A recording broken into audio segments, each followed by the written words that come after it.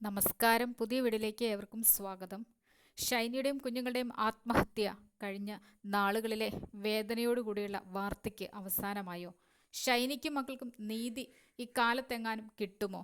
ഷൈനിയുടെ ഭർത്താവ് നോബി ജയിൽ മോചിതനായി പുറത്ത് വിലസി നടക്കുന്നു. ഷൈനിക്കും മക്കൾക്കും എവിടെയാണ് നീതി കിട്ടിയത്?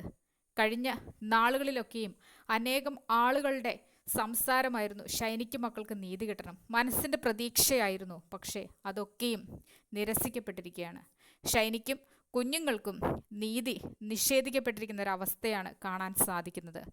ഒരു മനുഷ്യനും മനസാക്ഷിയുള്ള മനുഷ്യർക്കൊന്നും മനസ്സിൽ നിന്ന് മായുന്നതല്ല ഷൈനിയുടെയും കുഞ്ഞുങ്ങളുടെയും ദയനീയമായിട്ടുള്ള ആത്മഹത്യ. ആരും ആശ്രയമില്ലാതിരുന്ന, ആരാലും വെറുക്കപ്പെട്ട് ജീവിച്ചിരുന്ന ഒരു വ്യക്തിയായിരുന്നു ഷൈനിയും കുഞ്ഞുങ്ങളുമൊക്കെയും. ഓരോ വ്യക്തികളും അർഹിക്കുന്ന പരിഗണന അവർക്ക് ലഭിക്കാതെ വരുമ്പോൾ മനസ്സ് വേദനിക്കപ്പെടുന്നു. തന്നെ പരിഗണിക്കാൻ ആരുമില്ല, തൻ്റെ കുഞ്ഞുങ്ങളെ സംരക്ഷിക്കാൻ ആരുമില്ല. സാമ്പത്തികമായിട്ടുള്ള എല്ലാ സ്രോതസ്സുകളും അവസാനിച്ചിരിക്കുന്നു. തൻ്റെ ഭർത്താവും വീട്ടുകാരും ഒന്നും തന്നെ സംരക്ഷിക്കുന്നില്ല, കുഞ്ഞുങ്ങളെ മനസ്സിലാക്കുന്നില്ല, സ്നേഹിക്കുന്നില്ല. ഇങ്ങനെയുള്ള നിരവധിയായിട്ടുള്ള പ്രയാസങ്ങൾക്കൊടുവിൽ തനിക്ക് ജോലിയും ലഭിക്കാതെ വന്നതോടുകൂടി ഷൈനി ആത്മഹത്യ ചെയ്യപ്പെട്ടു. ഷൈനി തൻ്റെ 2 കുഞ്ഞുങ്ങളോടൊപ്പം ട്രെയിനിന് മുൻപിൽ ചാടി വളരെ ദാരുണമായ രീതിയിൽ കൊല ചെയ്യപ്പെട്ടു. ഷൈനിയുടെ ആത്മഹത്യക്ക് കാരണമായ ഭർത്താവിനെയും ഭർത്താവിൻ്റെ വീട്ടുകാരെയും ഒക്കെ ഇതുവരെയും യാതൊരുവിധ ചോദ്യം ചെയ്യലുകൾക്കും ശരിയായ രീതിയിൽ പരിഗണിച്ചിട്ടില്ല. ഷൈനിയുടെ ഭർത്താവിനെ ജനങ്ങളുടെ അതിയായ എതിർപ്പിനെ തുടർന്ന് സമ്മർദ്ദം ഉള്ളതുകൊണ്ട് മാത്രം ഷൈനിയുടെ ഭർത്താവിനെ ജയിലിലടച്ചു. എന്നാൽ ഭർത്തൃ സഹോദരൻ ബോബി ചേരിയിൽ വിദേശത്ത് സുഖത്തോടുകൂടി വാഴുന്നു. ബോബി ചേരിയിലും നോബിയുമൊക്കെ നോബി ജയിൽ മോചിതനായി. ഇതോടുകൂടി ഈ കേസ് തണുത്തു തുടങ്ങി. ഷൈനിക്കും മക്കൾക്കും നീതിയില്ല.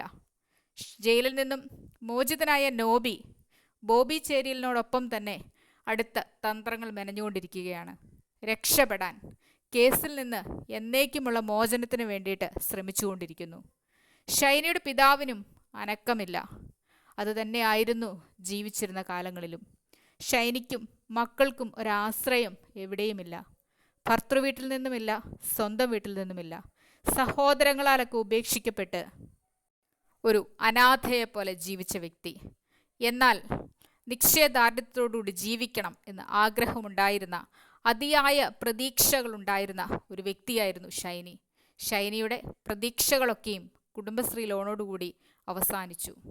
ലോണ് തിരിച്ചടയ്ക്കാൻ കഴിഞ്ഞില്ല.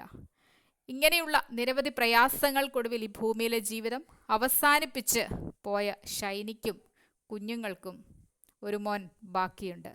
മോൻ്റെ നീതിക്ക് വേണ്ടിയിട്ട് മകൻ എഡ്വിൻ സമാധാനത്തോടെ ജീവിക്കാൻ ഷൈനിക്കും മക്കൾക്കും നീതി ലഭിക്കുക തന്നെ വേണം.